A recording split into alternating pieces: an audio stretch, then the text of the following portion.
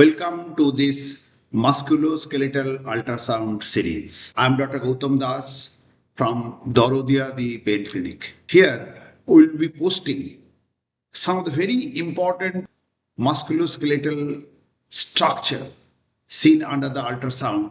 So first, we'll be demonstrating the 3D anatomy of that particular structures, and then we'll be scanning and demonstrating the different parts in this sonoanatomy. And also, we'll be demonstrating the needle trajectory for the interventional procedure. Supraorbital. So where is supraorbital now? So this is over the reach of orbit. So here you can see the small foramen, and this small foramen through which the supraorbital nerve, if I'm putting the nerves there, you'll see the nerves are coming out.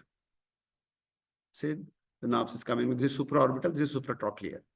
So the supraorbital, what you can do is we will be putting the probe over the eyebrow here, and then we'll be coming down towards the eye.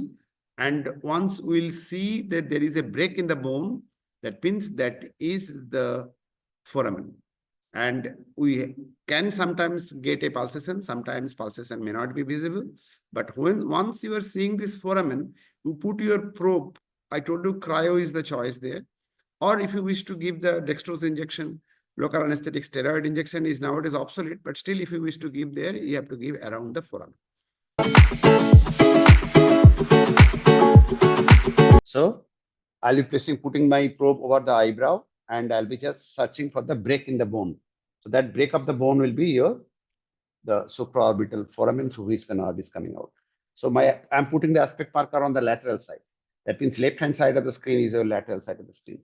So this is the bone, and I'm just coming down to search for the break.